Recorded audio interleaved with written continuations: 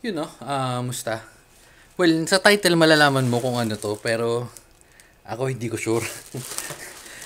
Medyo naipunan tayo ng mga pinagbibili natin. Okay. So, Xiaomi na CCTV. So, sa mga nagtatanong dyan kung ano mas okay, kung Xiaomi ba o yung Tapo na CCTV, medyo masasagot na natin ngayon. Although, although, okay. Although, medyo lamang, para sa akin medyo lamang to. Kasi yung mga CCTV or yung, wait, tinatabi ko lang yung kalat. Yung CCTV ng Tapo or ng TP-Link is running lang sila sa 2.4 na Wi-Fi. Ito is 2.4 and 5 GHz. Pero ito yung medyo mas mahal-mahal na model, C400. So yan, typical box. Okay. So yan. Again, Tapo or sorry. Xiaomi C400. Dapat C400 to. Kaso walang confirmation eh. Ito yung sinasabi ko no. 2.4 and 5 GHz. Hindi ko alam kung ito 'yon, pero wala nakalagay kung ano. Pero ito papakita ko sa inyo, na C400 yung binili natin. So medyo matagal na nga yan, kaya babalikan ko ng bahagya. C400. Saan yun? Okay. Yan. So, ayan. Nabili ko siya ng 1,758. Original price niya is 2,155. Medyo mas mahal siya sa Tapo kasi usually yung Tapo nasa 1,2 lang. Minsan pagka naka-sale 1,1. Tsaka to, medyo mas mura ko to nakuha kasi yung ibang shop nasa 2,8. 2,8, 2,7. So, yun. Open natin. Oops. Pero again, wala pa ako nakikitang confirmation na C400 siya. Pero dapat yun nga yun, C400, yun model niya. Kasi may C300, C200. Oops. Okay, so meron kang power brick or charger or saksakan. So yan, yung Tapo meron din ganito kasi ito yung sabitan. Okay.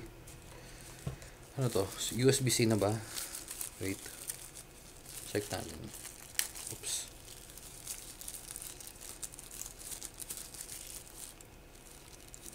Yes, USB-C na.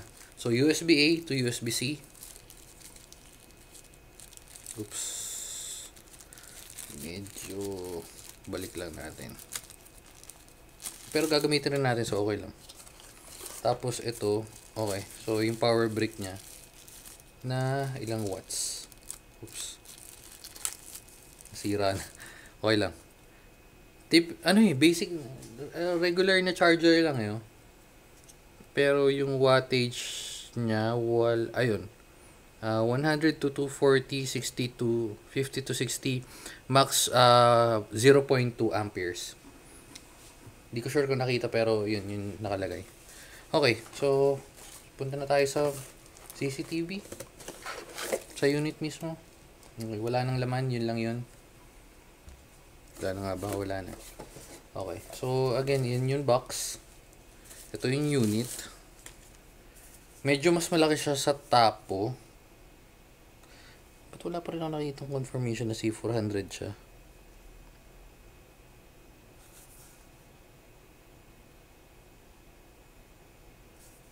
So, paano malalaman?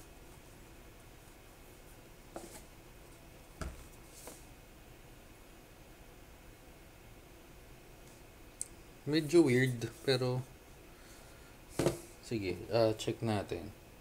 Paano malalaman pagka ganyan? Xiaomi C400. Okay, so Xiaomi C400 images. Feeling ko ganun naman ang itsura niya. Yan. Ayun Pero, pag sinearch natin yung C300, okay. So yung C300 medyo may, ayun o, may parang tusok. Oops, nagbukas. Ayun o, so ito C300. Okay, sige, medyo convinced na ako na C400 nga yung unit natin.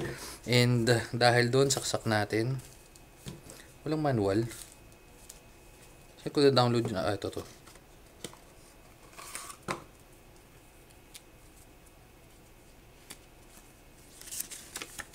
Saan yung app? Ito yata.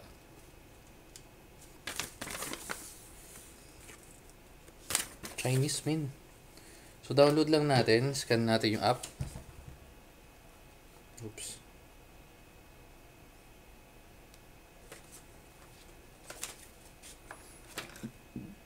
Translate, sige. Media. Oops. Ayun, automatic. So, Xiaomi. Ito yung app for iPhone. Xiaomi Home. Okay. Sige, get. So, habang nag-install yan, actually, mabilis lang naman yan eh. Ayun, diba? Mabilis lang. So, open na natin kasi malamang maglo-load pa to. So, saksak natin.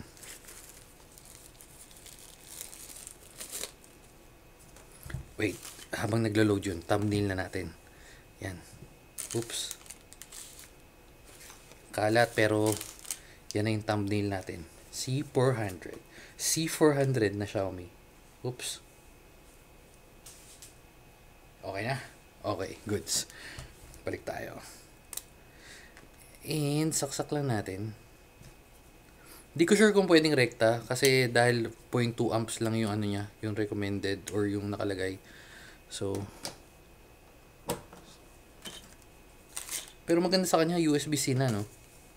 Kasi yung tapo, ano pa yung bilog, yung adapter. Okay, so yan, naglo-load na. And open natin to. Agree, syempre. Allow. Okay, so gawa lang ako ng account.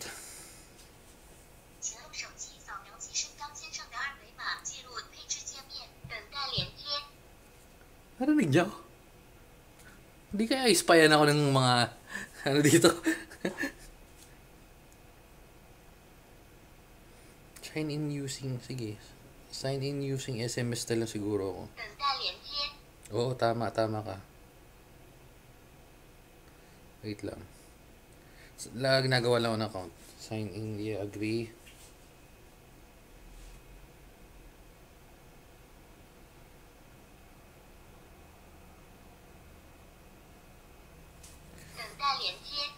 Wait lang, hindi nga kita naintindihan.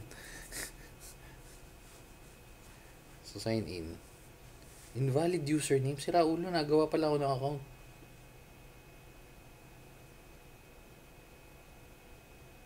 Invalid username, nagawa pala ako. Create account. Okay. So, create lang muna tayo. Wait lang. Okay. So, ayun na. Nakagawa tayo ng account. Next. Okay. Sige. Allow while using app. Okay. Cancel. So, yan. So, feeling ko pairing yung sinasabi niya. Pero, sige. Plus natin. Oops. Ayaw mag-plus. Ayaw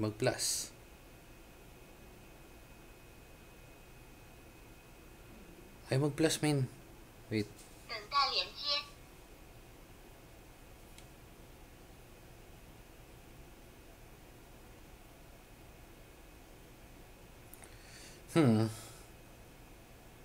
Okay, so yan na. Add device. Video camera. Okay. Scan the QR code on the user manual. Huh? Ito ba yun?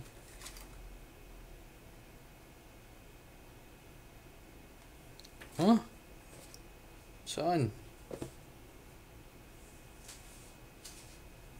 User manual? Isa lang naman yun eh.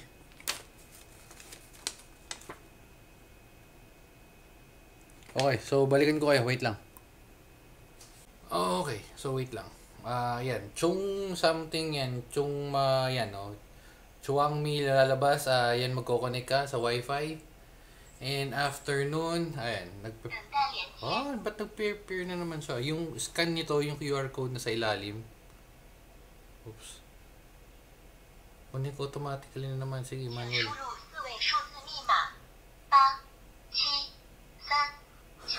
Putak, paano ko maintindihan? Ano daw sabi? Hindi ko naintindihan.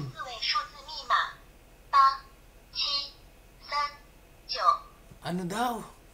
Baching Xiaoshu. Paano natin mapepertuin?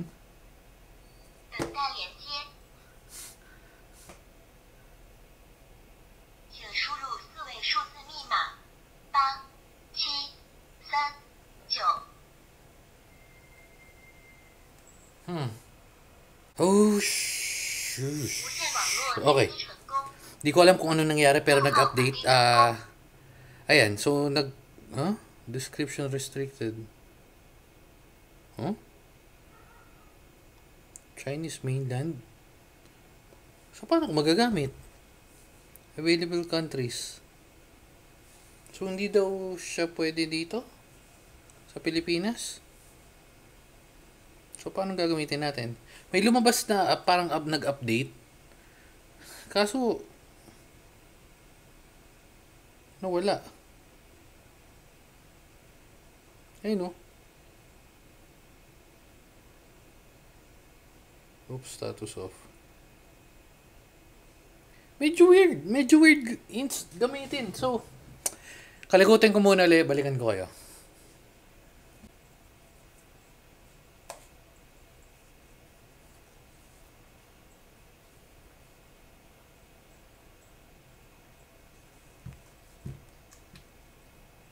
Okay, so na-prepare ko siya. Ang issue ko is ang best ko na na-reset. Problema pag di ba re-reset natin. Ayan, pipindutin natin yung reset. After mapindot yung reset, ko-connect natin siya using sa Wi-Fi. Ayan. Yan Wi-Fi, lalabas diyan yung Xiaomi something ganun. Basta hindi Xiaomi, parang Xiaomi ganun. Tapos, after natin ma-pair, ang lumalabas, ayan, description of restricted areas. Well, product can be only connected region where it's available. So, technically, hindi ko sure kung pero isa-send ko tong screenshot na to, yan.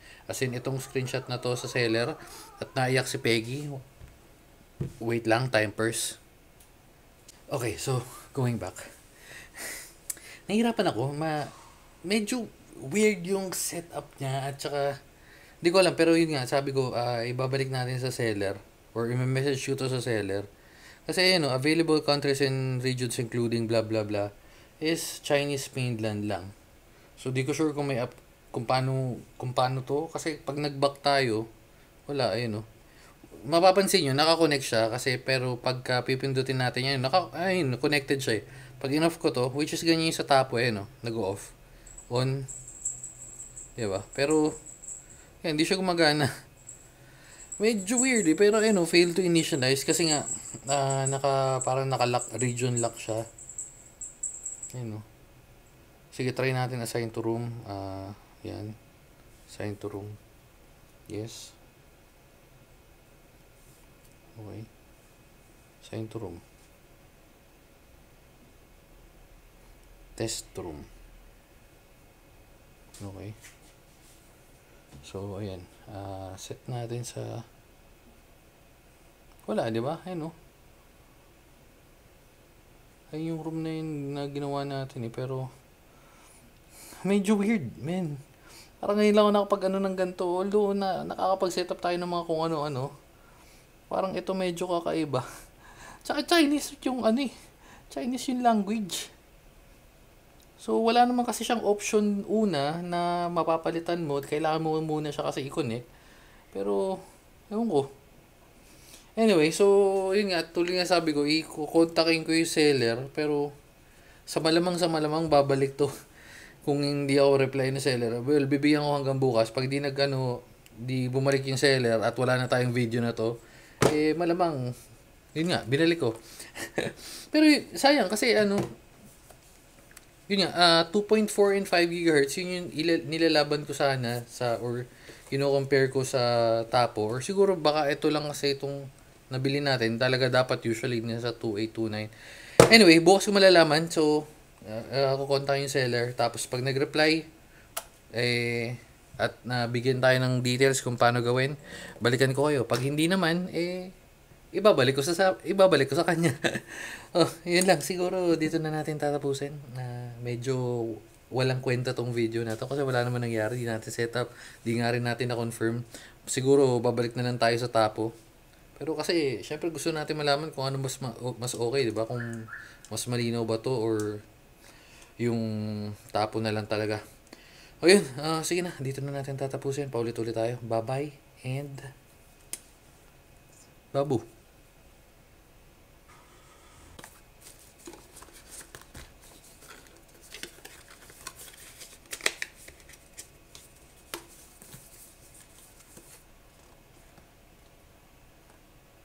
Okay, so hinabol ko to. Actually, well, 2 days na. Well, technically, second day ngayon. So, kahapon hindi ko nagalaaw.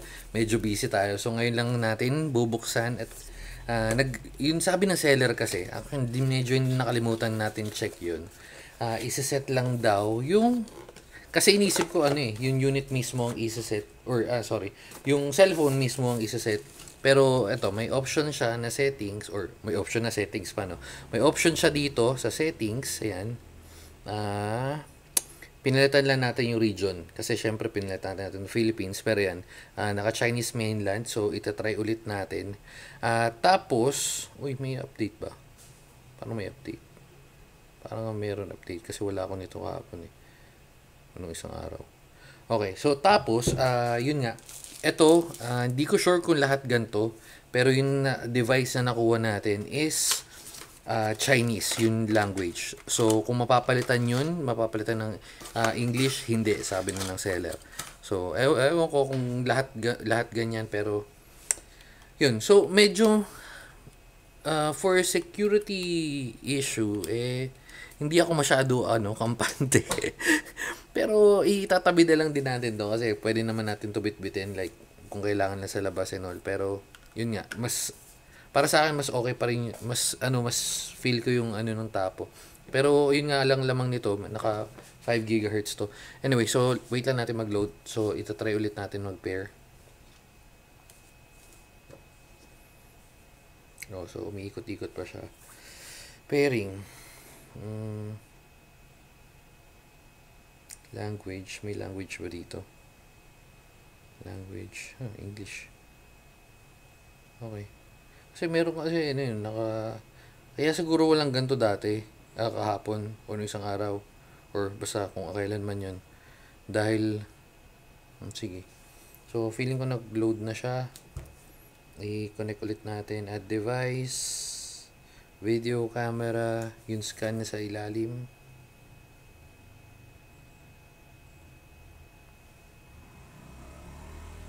Okay. So, nabasa niya agad. Ayun, Ba't device reset? Connected na nga. Okay, sige. Join.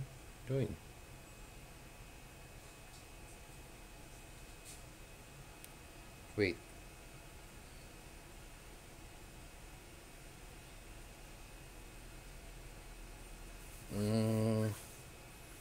Hindi nalabas.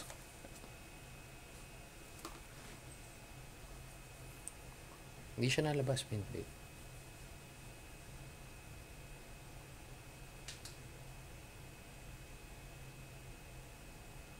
Wi-Fi something, di ba? Xiaomi. Hindi nalabas. Failed to connect. Okay, isa pa. Connect to device Wi-Fi.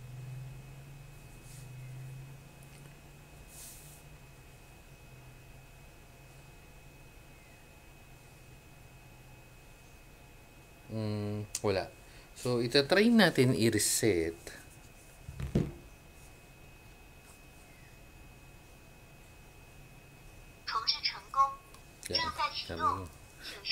Show.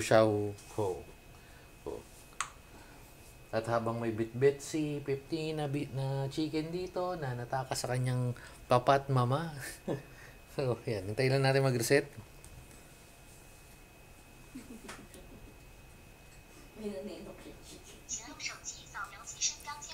Ewan ko, narinig nyo, di ba? Putak, di ba? Paano ko... Kaya medyo dihado ako sa ano eh. Tsaka ang hirap niya set up compared sa tapo. Yung tapo dire-diretso lang eh. Ito, although ang maganda sa kanya, ito, yan, naka-type C na siya. Pero still. Anyway. So, yan. So, feeling ko pairing na siya. On natin. Okay, ito lumalabas. So, naka-pair. Naka-pair. Okay. Balik tayo sa app. Connect device.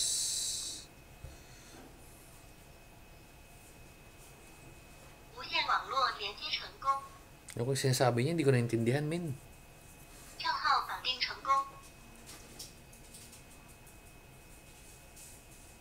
Okay, connected successfully. Loading. Hindi na tayo magagawa. Sige. Home. Wala ba home?